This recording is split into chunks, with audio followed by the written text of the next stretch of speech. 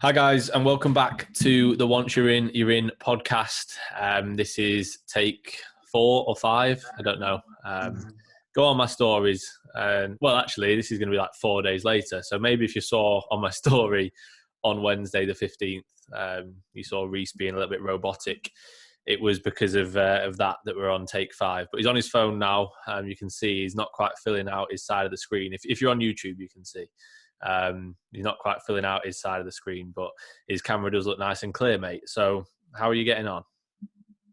Stressed. I mean, it took 25 minutes to get on this and actually do this chat.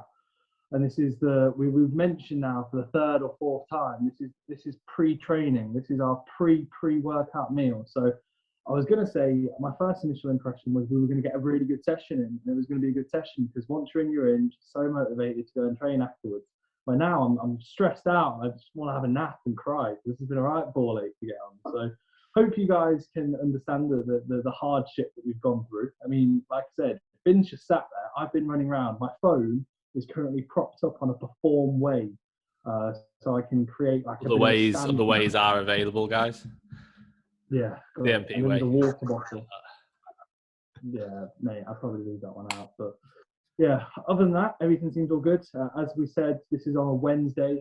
I'm away next week. I'm away next week. I'm away tomorrow, Thursday, on the usual podcast recording days. We're doing this day out. So currently 124. It's probably going to be a bit shorter in duration because we're training at the same times and meal timings can't be thrown off, guys. You know, when you want it that bad. But yeah, pre-workout meal can't be thrown off massively. So about 40 minutes, 45 minutes.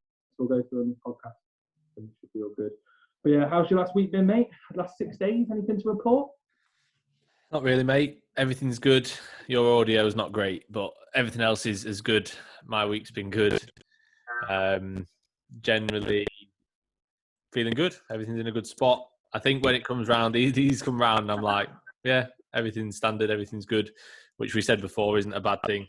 I think it's just good to get onto the questions when I feel like I'm like, yeah, everything's good. But I don't feel like there's much to report.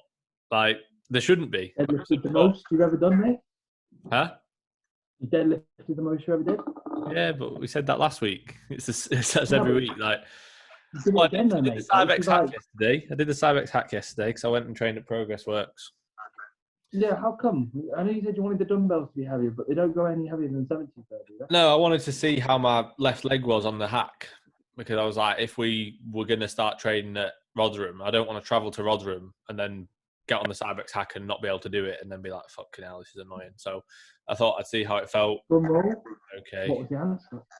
It was all right. It wasn't great, but it was all right. It was doable. My left knee's a bit battered today, but it was all right. And then I did the Panata leg press because the Cybex just doesn't feel great. And that felt all right. That actually felt pretty good. A lot better on my quads than I would have expected. But yeah, the vertical one. Oh, fucking hell. Fair enough. It's pretty good. Like, it's not amazing, but it felt a lot better than the Cybex one does on, like, not necessarily just on my quads, but more so on my left leg. So I don't really know what the issue is. I think it's partly patellar tendonitis, but it seems to be like maybe it's just like referral pain all down my leg or what, but it's weird. But yeah, it's all right. It's manageable. It's not a problem. But yeah, I did the Cybex Hack and it was okay. I did 4 plates for 10 and 1, and then 4.5 for 3 and 1. I saw you get a spot by Death. Yeah, he jumped in on it with me. Okay, fair enough. Yeah, he was supposed to be doing Smith squats, but he jumped in on that. This is without the band as well. Without the band. You're on the hack. I'm going to go on the hack. Yeah. Which was sound. He's a sound guy, isn't he? Yeah. No complaints with the Declan Challoner. Hope he's doing well if he's listening to this. But yeah, no, I saw that you put up a screenshot of 4.5 plates, and I saw Deck, and I was like, I know Deck trains at Progress. He asked me. I think he was like training in a different gym, and I kind of gave him like a breakdown of every gym in Leicester, and I sent him a voice note, and I literally was like, Progress is good, but then this is the reasons why I wouldn't train there. Premier is good, this is the reasons why I wouldn't train there. Evo is good, this is the reason. And I kind of just said, like, it's not a gym really, but Progress is sound, lower Lower sessions are okay. Kit's good, so yeah, no complaints. My lower session yesterday, mate, was absolutely vile. Like, legitimately, the worst session I think I've ever done, in the sense, like, like the physical demands. Yeah. I basically, for the listeners, for the people actually deciding to listen, my right knee, according to ABS or AB Sports Therapy, Aaron, he said that had an acute flare up where pretty much it's just my right knee is just really irritated. It's like a sharp pain on every single each end of it. Really painful. He didn't want me training on Tuesday, but because this week and the next week I'll be deloading from like next Thursday, so I was like, right, I've got one more lower session. I'm only training legs once a week. I'm going to see what I can get away with, and I thought I'd just kind of give it a crack and see how I got on with the lower. But basically, it was I did my calves and abs to start. I then did a drop set on the adductor, because the first set, that Nautilus pin loaded adductor, is dire. It's just awful. You can't get it fully short. It's just pretty poor. So the drop set, the back set. And then did Cybex hamstring curl with partials in the length in the first time and the second set. Which was like a partial or two in the length into mid. I then did to end of the session now, just because the leg extension in the future aren't good. So we did. I did a high rep, like 3.5 minute pendulum set, heel elevated with a pause. It was brutal. I then did 2 sets, a set of 20 and a set of 32 on the hammer strength leg press, because I couldn't go over 8 plates because my knee was in bits. And then did a double drop set single leg extension, and then a 90 rep dumbbell RDL. Absolutely brutal. I left the session and I was like, I feel like I've been hit by a train. Like, it was like legitimately one of the hardest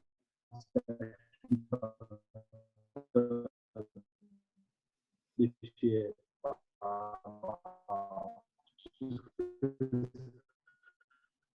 The amount of like high rep work and metabolic stress. Like, my legs aren't that battered today; they feel okay. But like, genuinely, like, I was ruined. It wasn't enjoyable. That's for sure. So, yeah. You've completely froze on my screen. I can hear you, mate. How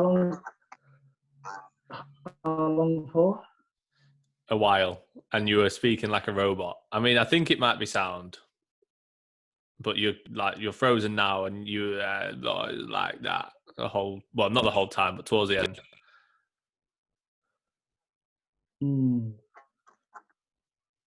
Yeah, we'll just have to apologise. So we've already apologised for the audio difficulties. Weirdly enough, mate, you'd imagine Coventry would be better than fucking Walton, with about 30 houses for Wi-Fi speed and service, wouldn't it? It keeps coming and going, so like, it seems absolutely fine now.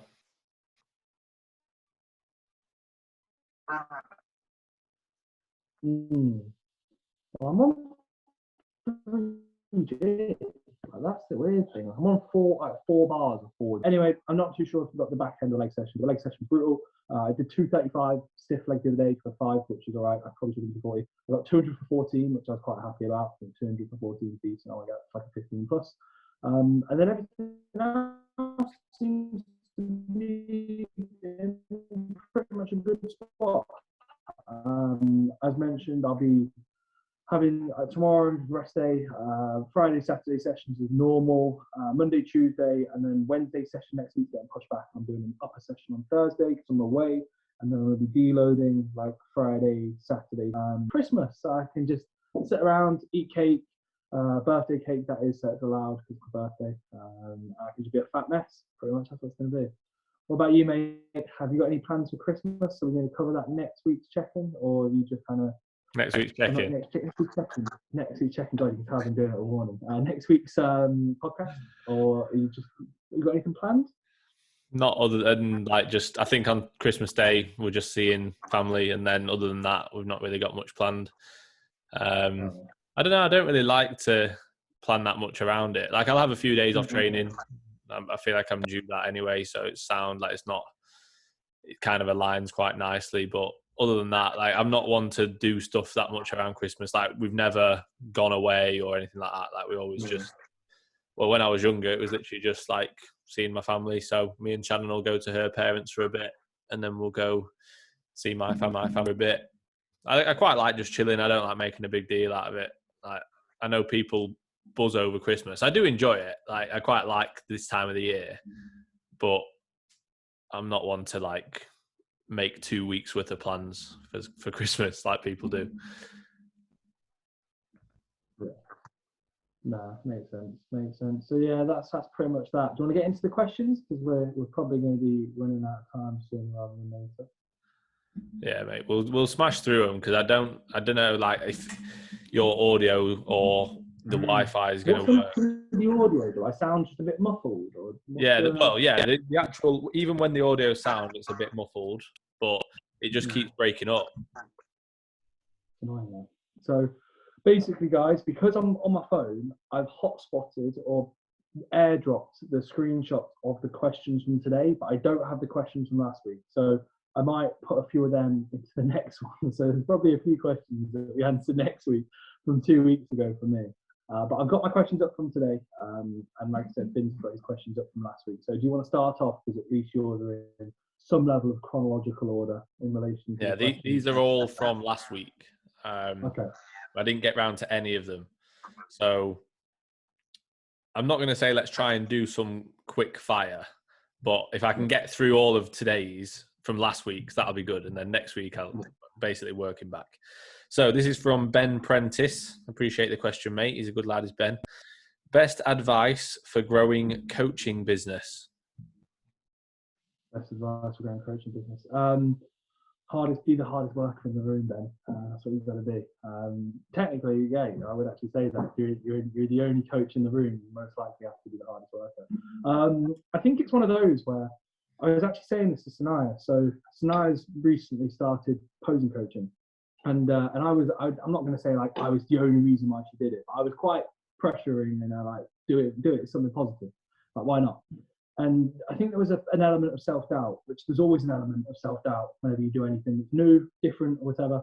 I'm not saying that Ben would have self-doubt or anything. I'm more saying like people kind of, they overthink.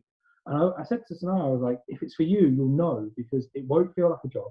You'll do it because you're passionate about it. And therefore that will lead to you being successful at it, because you'll put so much time in that it's almost where you're putting that much time in that you'll get the results of that time spent that you're putting in.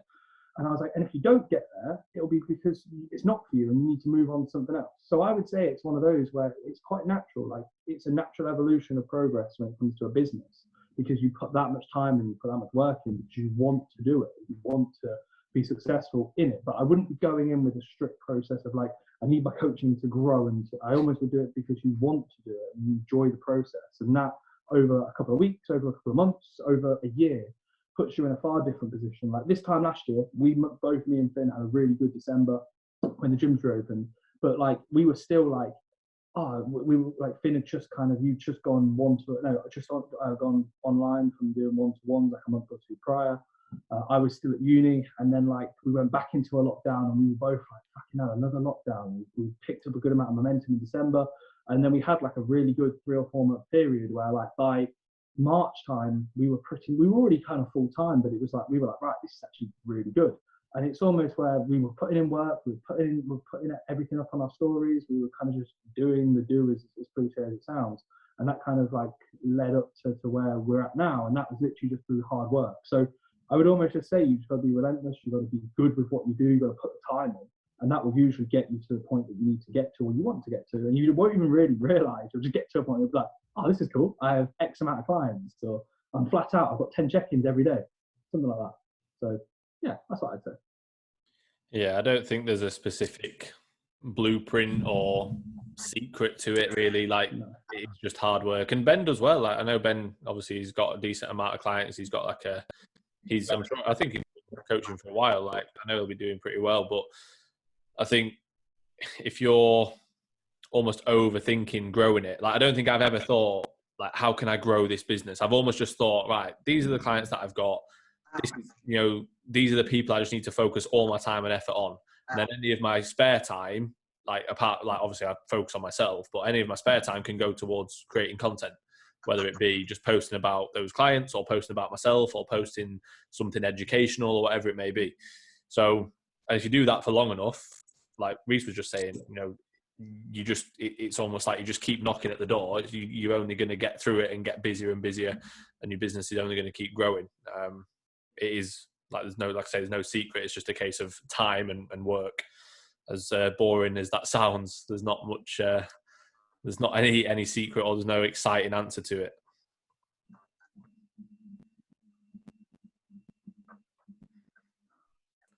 I think Reece is frozen again. And then, like, the time you put it into, oh, fucking hell. Go on, you're all right. Right, yeah. No, literally, mate, I was just going to reiterate what you mentioned. It's one of those, I've never thought in my mind, like, I'm done with shows now, I can focus on my business. It's more so like, every month, it's just, this is what I got to do, this is what I love to do. And I don't really notice it. Like, we said on a podcast a few weeks ago, like, you were telling some people about when we were in the first lockdown, and you were like, me and Reece had like 20 clients between us. And they were like, what? You had that many? Like, we thought you had more. And it was like, we just built up on it, and it kind of breeds, when you do something well because you want to do it, it almost kind of like word of mouth is there, and then it kind of builds upon itself. And as mentioned, like, for example, this month's been really busy for myself, probably been the busiest month in the last probably 6 or 5 months. And it's like, I've loved every moment of it. And but I haven't even really kind of took a step back and thought, bloody hell, I have this many check-ins on this day, and I have this many clients, so I'm doing this, I'm doing that. It's just like, right, this is what I like to do. And I'm very, very fortunate that I can do it. And it's mint. Like I said to Snai yesterday, like the monetary side of things, like when you start out a business, I think a lot of people think about it. And I don't think you should. I think the fact that me and you can decide, right, tomorrow, if we were training, we can go to Rotherham and we can move our work around. That's mint. Like, that on itself. In fact, you can get up, in theory, obviously, I know that it's not like we can just get up when we want, but you could get up when you want. You can go to a different gym, you can train at a different gym, you can go on holiday and do your work away. That kind of stuff is mint from what we do. So, yeah, there's a lot of positives and a lot of things. It's a lot of work at the same time, but you try to enjoy it. Yeah, exactly. It's like, I think anybody that's ever spent longer than a few hours with us, like, when I've gone home for a day, or when I went to Scarborough with my family, like, I didn't do that much work when I was on holiday. Like, and they were like, "This isn't that much work." I was like, "Yeah." Like, no. I still did all my check-ins. I got up early. I did all my check-ins while Shannon was still asleep. Sometimes I had to do more while, like, people were getting up and going out for breakfast or whatever. I was like, I'm going to stay in and just finish off. And then I'd just do form videos through the rest of the day. I don't think I maybe posted one, like, thing when I was there. Like, I wasn't doing a lot of social media or anything, but just doing client messages like WhatsApp and form videos and check-ins. Obviously, that's the majority of my work, but I wasn't doing as much as I usually would anywhere near. And even that, people are like, fucking hell, like, you never really stop. But I did stop. I stopped loads on holiday compared to usual. Shannon was like, this is nothing compared to usual. So, Yeah, Josh said that when we went to Man City PSG, like, on the way there, and like, we trained, and like, he just saw like what I was doing on my phone. We stopped, because like, when we went to the toilet, I was like, right, I'm gonna do a check-in. I had my laptop with me, and I was like, right, I'm gonna get back to this. And I remember him saying, like, mate, it's mental. Like, I've not even thought about work once today. And I'm like, yeah, all I'm thinking about is when I can do this, when I can do that. When can I get on my phone to get back to people? Yeah. It is. You have to manage it, because it can get quite. If you let it, it could get really stressful. Yes. Definitely. Right, come on. Let's hopefully that's giving you good question, mate. I've got a real good question actually from Mr. Nick Hannafit. So I think I call him Big Nick. All the way from Oz. Yeah, Oz. Yeah. So you put, and this is actually a real good question for once. What are some tips on managing weight gain and hunger post-show, mentality-wise? You can answer first, mate. Because I'm gonna say I won't ask you. I won't ask you. Mate, I'm still in good condition. You're the fucking fat. Yeah, mate, it's been 60 odd weeks for me. Yeah, and you were fat after 6 days. Mate, I stayed lean probably longer than I should have done. Mate, I remember you saying to me about 3 weeks after your show, I need to get a grip. And I was like, what do you mean? You're like, every day I'm having a bit of different food. I need to get a grip. You said that during lockdown. There's no chance I said that. Yes, you did. You were like, I just need to get a grip. You were like, I'm taking the piss a bit. And it wasn't when you're having anything bad. It was just you said you were having like something a bit different every day. The only thing I did, this is the only thing I did was I had different cereal for my final meal each night. Yeah. I don't think I said I need to get a grip. You said something like that, and I remember thinking, "Fucking hell, he's struggling." I'm like, "Mate, do you Definitely don't think I did. I didn't struggle at all, to be fair. It was actually that I think it's normal. Obviously, you feel more hungry after the show. It's quite interesting. People almost expect, like, as soon as you put on some body fat, that you're going to feel sound. It doesn't happen like that. Like, although, yes, with more body fat, you're going to increase your levels of leptin, which would make you think, oh, my appetite's going to come down. But your body's been in such a hole for so long that your body's trying to help you survive. So just because you're eating more, your body's not going to all of a sudden change to being like, oh, we're eating again. It's kind of like not going to realize that for a while, because it's like, well, we don't want to go back to where we were last month, so let's keep making him eat, or let's keep forcing those. Let's keep pushing the hunger signaling. So that is one aspect of it, is that just because you've got a bit more body fat, it doesn't lead to massively increased leptin levels, and even if it does, the body's not quite aware of it until basically you need time for your body to be aware of that. Same thing that we're going through with Sonny right now. He's on a lot more food. He's like got a lot more body fat, but he's still hungry all the time. It's like, yeah, because it takes time. Time is the main component. It's not just a case of adding a bit more weight. Like, obviously that helps, but then you've also got the fact that you've not got that end goal now. Yeah, or for a lot of people, you haven't. Like, a lot of people solely focus on that show or shows for months, maybe even years. Like, you could be, for example, me now, I could be thinking about competing in 2023, and that'd be my only focus for forever. That's my main life goal, if you like, now. Yeah. Forever. So in 2024, you're that's like, what I'm saying, though. No, this is what I'm saying. This is what people do. This isn't me. This is what I'm saying. This is what people think like. Nothing else matters to most people. The show is all that matters. And then after it, they're like, oh, what now? Whereas if you manage it well, the show is just part of it all. Like, you shouldn't be just thinking that is the end goal, because that's what the issue is then people just binge like crazy because they almost haven't planned for afterwards. They haven't got a goal for afterwards. They just think, well, that show was the goal. And especially if you win, people sometimes use that as an excuse and like, oh, I'm going to eat everything in sight because I won. I deserve it. If you don't win, people use it as a cushion to fall back on, and they fall back on it and feel sorry for themselves. Oh, I'm going to eat everything. Whereas if you don't plan just for that show, if you plan ahead, you make sure you've got a bit of a plan in place for post-show, but also just an overwhelming goal that isn't just for competing in bodybuilding. It's a case of just trying to be better, enjoying the process, enjoying training, trying to be like, I took pride in how I manage post-show, not only because I'm a coach and because I post about it and things like that, but because I don't want to I'm not going to let my mind or my hunger beat me, if you like. I'm not going to be like, oh, I couldn't control myself, like you apparently said I said. No. I didn't. No. I think I worded that. You didn't say it in a bad way. It was more just like, I need to get. You said it as a joke, like, I need to get a grip. I need to stop eating something different. That's what you said. It was like, and to be fair, mate, it's completely normal. You can have variance, and the second you can create some variance, your mind is like, wow, different foods. It's a variance, like, it's that thought process of different food, and I almost tackle it. And like how Nick said, like, about from a mental perspective, I almost kind of tap into that and actually say it's literally in your head. Like, that's all it is. When you have a bit of different food, you'll often have a mouthful. Like, I remember when we went for pizza afterwards, and I had a bite and went, wow, that's good. And then I had a second bite and I was like, okay, that's all right. And then by like the fifth bite, I was like, just a pizza. Yeah, that's just food though, isn't it? Like, that's the same with any food. It's nice for the first bite. I was saying this to Shannon the other day. Can't remember why. Oh, we went out. We went to Miller and Carter, and it was really nice.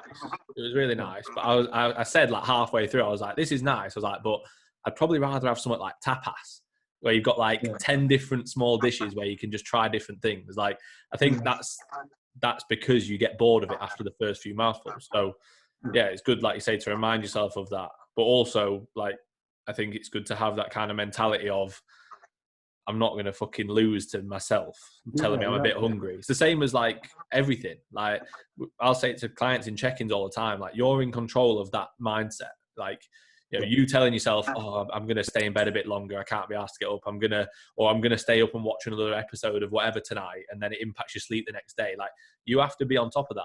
Otherwise you've got no control, no structure. It's the same with post-show. It's more difficult, definitely, but you still have to take pride in sort of managing that. No, I agree. So, yeah, it's a good question, to be fair. And I'm not too sure, Nick. So I've only followed you from like this year onwards, mate. But I'm not too sure if this was your first show or like if you ever got lean before. But I would definitely say, obviously, it was my first competitive season. But I've been lean enough and I've done the classic go on holiday and eat everything in sight when I was like 18. I remember specifically telling my mum I was eating Oreos and I was like, I'm not even hungry. I'm just eating because I can. And like I was 18, I didn't really understand the process. Where this time, like as Finn said, I'm very proud of how things have gone. I had in my mind, right, the night of the final show, I'm going to have some food. I'm going to have pretty much whatever I wanted. I got back to the room and I had some like cookies and stuff. And I had like a few bites. And the second I could feel my stomach getting a bit. Yeah, no, I mean, literally, like I didn't, you can ask Sanaya. I remember she was eating, I was like, nah, no chance. I could feel, the second you start to feel any signs of being full and you've dieted for 26 weeks, I was like, if I eat any more, I'm just going to throw up or I'll feel even worse. I feel awful. Then the following day, I had like a different lunch. I think I had a burrito, and then me and my mum went out to Nando's.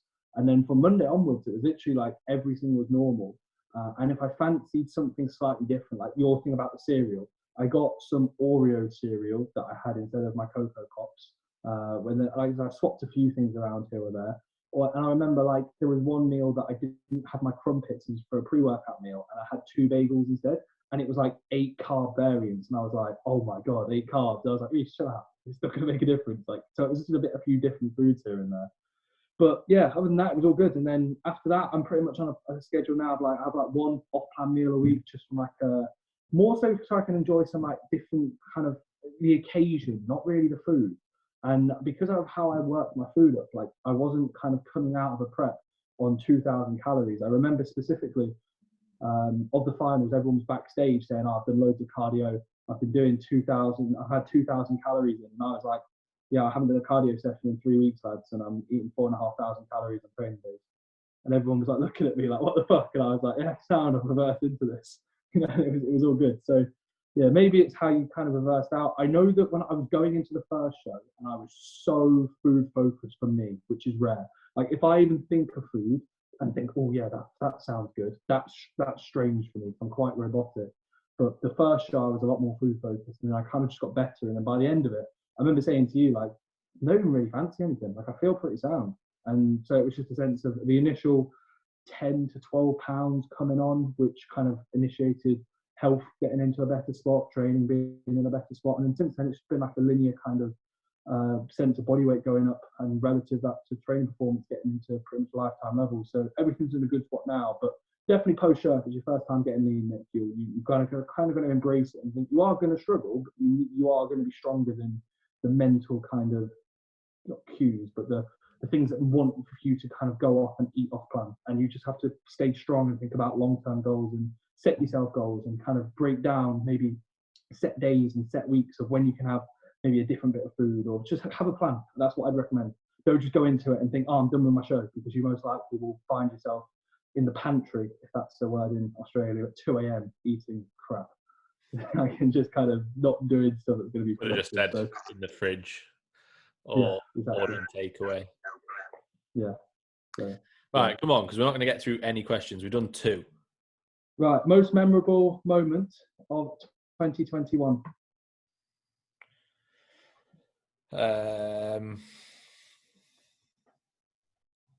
Maybe you winning your first timer show.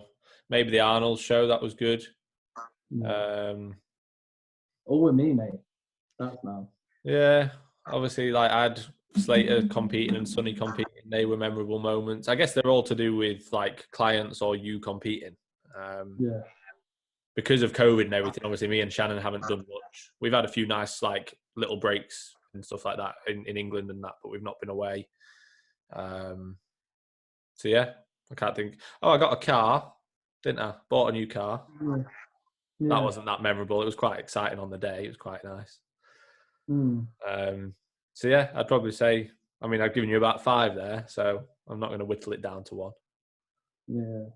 I like my graduation. I like that. That was a nice day. Because I got there intentionally late. I didn't really see anybody. I didn't have to wait in line. I literally just went in. I was the last one out of my whole like year to get everything done.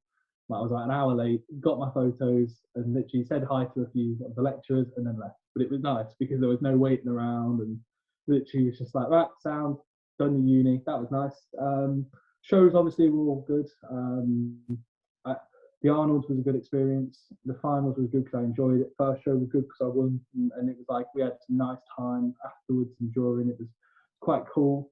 To be fair, I will say 2021 for me has been a fantastic year in general. Like, I've really enjoyed it. Like, it's been the best year I've had so far, which is exciting for 2022.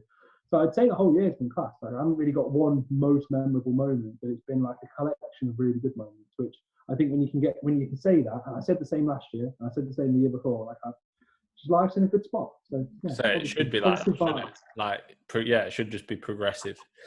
Yeah.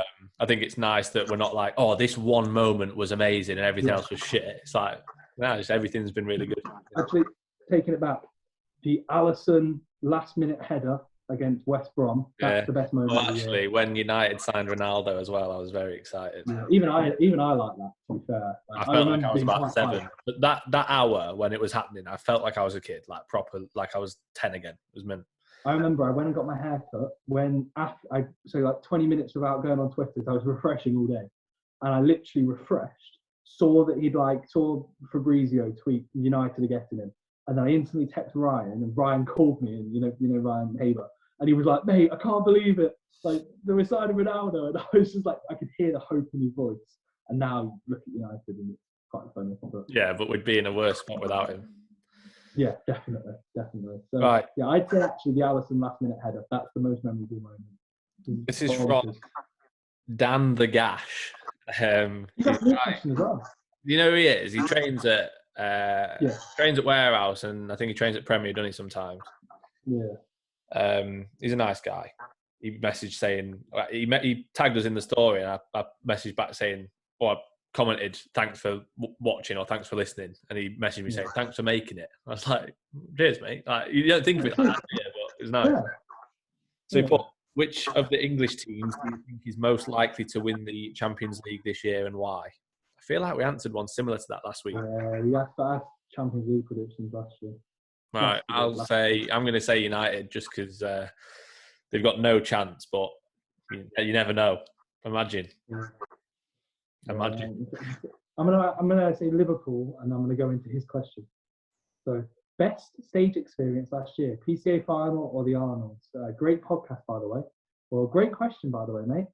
And yeah, so best stage experience. So we're talking stage. Has to be the Arnold. I mean, it was fantastic. It was quite daunting. It was one of those. I was like, wow, this is really cool. I don't think I'll ever be scared posing or anything. I wasn't ever scared going up there. It was quite when I look back, it was quite a cool moment. It was very, very like inspiring if I think about it. But then the finals was good because I actually enjoyed the show. So it was like I was just going in thinking, like, this is the last day. I'm done today. I might as well make the most of it. So yeah, both were class for different reasons, if I'm honest. I said this before on the podcast. My least favourite show is the one that I won. Like, that's literally the one that, because I always expected that, and it was like, right, I thought I'd get the overall anyway. So I wanted. You like getting beaten, don't you? You like being dominated. Yeah, I just like, basically, guys, the ones I've enjoyed the most is getting beaten. So pretty much all clients who are going to be competing next year, all Finn's clients, people competing next year, just lose intentionally, and you'll be like, oh yeah, that's better. From only I can say this on the podcast because only I've won. Like, Finn can't relate, but trust me, it's actually not as good as it. Don't know what it's like. Don't know what it's like, no. And so I prefer losing, if anything. That's what we can say. All right, this is from Halo Jim Harvey. He says, you can only do 3 chest exercises for life. What are they? Are we talking like, I do a high incline, D-handle press, cable press. D-handle press, medium incline Smith, and a cuffed fly. So I'd do a D-handle press. I'd probably do a clavicular fly. Yeah. Yeah. And then maybe a dip. Am I allowed to class a dip as one? Just for like lower pec. You'd want one, wouldn't you, that'd be more clavicular, more sternal, more costal dominant. Yeah. But also then you'd think you could just do a cable press, a high, like a a cuffed clavicular fly, then a cuffed costal fly. It'd be a bit boring. Yeah. Yeah. I'd have a Smith machine press in there just because it's stable and it's like the same kind of pattern. I'd probably just go for a medium incline Smith. That would be mine. I'd have a medium incline Smith, a D-handle cable press, and then I'd probably just say a cuffed fly. I wouldn't be too opposed. If you were to say a cuffed clav, I'd be like, sound. You say a cuffed costal, I'd be like, sound. Yeah, but you got to pick one. He says you can only do 3. Oh my God. You can only do 3 for your life. Oh no, mate! We should have done that single arm standing horizontally cable press. You know, the single arm. It's called a push around. Yeah. Push around. Yeah. To be fair, it's not actually a bad shout. Yeah, most bang for our buck. But yeah, it really depends. Like I think the D handle press would be a non-negotiable. Yeah. The fly would be non-negotiable, and that third press. I do. Really could be what I'm getting on with. I think this covers all bases. I do a D handle press. I'd do a medium to high incline Smith press, and then I'd do a costal fly. I think that's what I said at the start. That's what I said. Medium, yeah. I said costal fly. You said any fly. Yeah, but you can't choose any fly. Yeah. So yeah, good question. Right, we got, if nothing can be done about sleep duration, is it a good idea to try to improve sleep quality? Well, firstly, Jack, yes. Obviously. But secondly, yes. Why wouldn't you? Like that's pretty simple. Make it work. And secondly, why is there if nothing can be done? I don't like that thought process. Jack's one of my clients. I'm going to say, it's check-ins tomorrow. I'm going to say to him, why is that same thing to a client today? Not about sleep, but the same kind of mentality of, I can't do this. It's like, well, you're not even trying to create a solution. But to be fair, I do get it. Like for some people, let's say you're working, imagine you work 6 a.m. till 10 p.m. every day, then sleep duration isn't going to be amazing. So fair enough. Some people do have those limitations, obviously. But yes, of course, if that's the case, you'd want sleep quality to be good, but you'd want sleep quality to be good anyway. Yeah. Would you be how would you be trying to improve sleep quality, mate? I would, first of all, make sure that you're relaxing before bed. So if to be fair, if he's struggling to get, let's say, more sleep because he can't, finish his work really late, then that might be difficult. But you could do things like before bed, not going on your phone, maybe reading, putting blue light blockers on or reducing the blue light exposure. Don't eat too close to bed. Have a hot shower before bed. You could even put socks on after a hot shower or hot bath before bed to aid in terms of basically cooling the body down a little bit slower as you go to sleep. Make sure the room's dark. Make sure the room's cold. Sleep supplementation. Notice how I covered that last because it's probably the least important. Don't drink too much before bed because you end up getting up and going to the toilet a lot. That's probably covered everything there. Yeah, no, I agree. So, all good there, mate. But remember, you don't want to do that. Yeah. That was the question. Do I want to do that? No. You don't want to make your quality better. If your duration's worse, your quality wants to be worse as well. Yeah, you want everything to be all. You know what, Jack? Just don't sleep, mate. Like, you're that busy. Just don't sleep. Just stay up, bro. Sleep isn't an option. I can't sleep. So what can I do? Yeah, and you've got to make sure to put up like a story at 3 a.m. Are you working, but like grinding when everyone else is asleep. That's what you have to do. Like, it's impossible not to get up prior to 4 a.m. or 5 a.m. and not put an Instagram story up. It's impossible. It doesn't count. Like, if you get up prior to 5 a.m., you need to tell the world you're getting up prior to 5 a.m. That's what it is. Your question, mate? Right, I've got loads left and we need to wrap it up. Okay, sound. Do you want to go back 2 or 3 more? You just do a few of yours, mate. Oisin Waddington has asked, looking to prep in 2023, how would you go about doing a pre-prep diet? I would probably say look at maybe a couple of months pulling down body fat, probably around October time, maybe September time, so that you're, depending on when you're going to be competing, if you're looking at shows towards the latter end of the year, which I always recommend, especially if you're wanting to look at going into finals and maybe even like world championships, then definitely look at shows later in the year. So you'd want to probably finish a pre-prep diet maybe 5 to 6 months before prep, so you can run food back up before starting. So you might finish it around December time, push back up until March, April time, and then diet down for shows, let's say September time, August, September time. Yeah. You want me to ask another? Yeah. No. To be fair, I think that's a good question. I've got one similar to this. And like we can kind of go off it, but this is from Charlie Everall. So Charlie, fantastic story tagger of the podcast. That's a new one. Big Everlast. He put, how do you tell whether a client is ready to start a prep? Brackets first timer. Many thanks, sexy. He didn't say sexy. He said sexy. So where's Finn's compliment, Charlie? Is Finn just too fat at this point? Too fat to be sexy right now. Yeah, too fat, too sexy. That's what it is. I'll be at that point very soon with my current rated age. that's a definite. But yeah, when it comes to, I think it kind of goes hand in hand, because like, I would almost say that pre-prep phase is not. It's not going to be. It's just going to be relevant to a first timer. But it's almost where like you're putting in the foundations in play months in advance to get the results that you want when it comes to prep. So for a first timer, having that plan of action, having kind of a long-term kind of viewpoint would be recommended. And unfortunately, mate, like especially talking to Charlie, talking to everyone, like, you'll never really feel ready. Like you'll be a month out, a week out, and you'll be like, I need more muscle. This needs to be better. That needs to be better. So like you won't ever really know. Luckily, Charlie, I think he's still coached by AJ, isn't it? Like and he'd be working with a coach for. I'm not too sure if you're working with AJ, Charlie, but if you're working with a coach, they'll know better than you objectively, because they won't have much of a bias and they won't have like the mental swings that we all have regarding how we look. So that would help.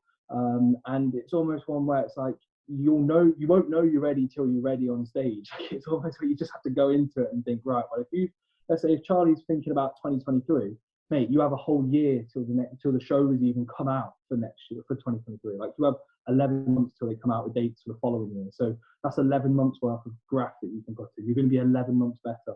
You're then going to be 18 months better, maybe longer than that, 20 months better by the time you actually step on stage if it's 2023. So you have plenty of time at your hands, and that applies to anybody. Like people just need to focus on the long term and not stop thinking, I need to be competing, I need to do this. Just enjoy the process, enjoy it, enjoy training, enjoy eating, work your food up, trust a coach, or let's say at least if you're coaching yourself, have enough of an objective viewpoint that you're doing things that are positive towards the end goal. And then you'll be able to step on stage and you'll be like, right, I put everything into this. And you won't even really thought about that kind of stepping on stage kind of like I didn't, when I was on the treadmill or on the bike doing hours of cardio or like eating little food burn and prep, I wasn't thinking about the show. I was just being like, this is part of the process. I've got to enjoy it. This is what I have to do. And that's almost how I have to deal with it. So I feel like if you go into it and just thinking about being ready, when am I going to be stepping on stage, it's not often the best thought process for a first timer at least, because it's something that you should enjoy and it's something that you should embrace. What would you say, mate? Any words of advice? Yeah, I think, like you said, you're never going to properly feel ready. I would just weigh up the costs and the benefits. Like, if you're in a good position financially, if you're in a spot where, you know, you can travel to shows easily, you're not reliant on other people, you can afford a coach, or you can at least afford memberships for different shows and entry fees and things like that, afford the tan, afford trunks, all these kind of things. Mentally, are you in a good spot? You know, have you ever dieted before? Like all these things, and then you can start actually assessing whether or not you're ready before you even look at your physique. And even your physique is irrelevant really, because it depends on like what your goal is. If you want to compete because you just want to try it and you know you're probably not going to win, you know you're maybe not the best out there, like you don't have to be ready in regards to your physique, but you've got to be ready still in terms of your mindset. Otherwise you won't get there. Like you won't compete. If you're not mentally switched on and mentally ready to compete, you won't end up competing, because you'll just end up sacking it off halfway through like a lot of people do. So you've got to be mentally in a good spot, financially in a good spot, ideally physically in a good spot. You know, you don't want to be dieting down to the point where you've got no muscle when you realise, oh, I thought I was a bigger, but just because you've never dieted before. So yeah, there's quite a few things there, but generally, you know, it's one of them where you're never going to know 100%, oh yeah, I'm ready now. Like you won't know, like Reece said, until you actually do it. Yeah, no, I'd agree. I think what you mentioned, like with goals and stuff, like personally, like I feel like it's one of those you have to kind of weigh it up. And I always think like it's called competing for a reason, so you should be competitive. But so I've always thought like it's quite admirable when people say they compete and they want to step on stage and they don't care about the result. I always think it's never going to be a bad thing to have that as an incentive, because you'll have some level of like your pride and pressure that you place upon yourself. And if you then know that your mental factors are on the money, there was like, for me, for example, I had no doubt at all I'd be like, right, mentally I can have this, but no, I can't. It's just a sense of doing what I need to do on a daily basis. And that was the process. So it was where I was breaking it down into like set blocks of this is what I need to do to get to here, and this is what this is going to then allow me to do. But like the one thing I would say is, like I said earlier, that you just have to enjoy the process and you have to enjoy it. So like for Charlie, if it's 2023 for you, I really think you should enjoy the next year's worth of training. See where you're at. Don't place too much pressure on yourself until it's needed. And that only places the pressure upon yourself if it's needed and it's going to be positive. Some people don't respond well to pressure. Some people do. So yeah, I just kind of take it as it is. Plenty of time, and I feel like a lot of people are like that. There's no need to compete. It's a cliche saying the stage is always there, but legitimately it is. Like Finn, for example, I mean, you could have competed. You could compete this year, but you might not be good enough for where you need to be. I could compete next year, and I'd still be a junior. But what benefit am I going to get if my goals aren't to in the junior category and it's to be a pro level physique? I'd need more time on my hands or more time on my side. So it's not like I'm going to rush into it because my last year being competing as a junior, things like that. So it's hard to explain, but it's a weighing up of pros and cons list. And there's always going to be cons. There's always going to be pros. You'll never feel 100% ready, and you kind of need to embrace it and enjoy it while you can. Because it's a fortunate position to be in. That's for sure. Like it's fortunate that people can prep. If you were working a manual job, doing ridiculous hours, you'd struggle to prep. That's for definite. Or you'd struggle worse than what some people could. Where most likely, let's say Charlie might be coming in that, or me and you are coming in that. So yeah, something to consider and think about. All right, let's leave it there, mate, because I've got to eat and then go and train. Yeah, so mate, I've got delts and arms, so my session isn't too long. It's like 1 press, 1 fly, 3 bicep, 2 tricep, and then a giant set of medial delts. So my session isn't too long. Get seeing Spider-Man later, mate. Enjoy it. So, yeah, looking forward to that. Are you watching it? I might do at some point. Shannon's not really bothered. I'm not that arsed. If it's good, we can go on Saturday after bowling if you want. I'm not. Oh yeah, Saturday, maybe. Yeah. Why are you saying I keep thinking you were going to say Friday, and I'm like, that's going to be late. Anyway, I need to go. Anyway, that's right. Thanks for listening, guys. Apologies if the audio has been horrendous. As mentioned, it was just at the start, mate. It's been sound since, yeah. Okay, well, either way, my mic's a bit muffled because my phone's a bit battered. So hopefully next week there shouldn't be any issues. We'll be back. We won't actually be in the normal spot, so I'm hoping the Wi-Fi is all right in Norfolk. But yeah, we'll be coming to you fresh from Norfolk. I might do it on the beach. That's what it'll be. There'll be a beach behind me, maybe. It'll be freezing. Fuck that, imagine.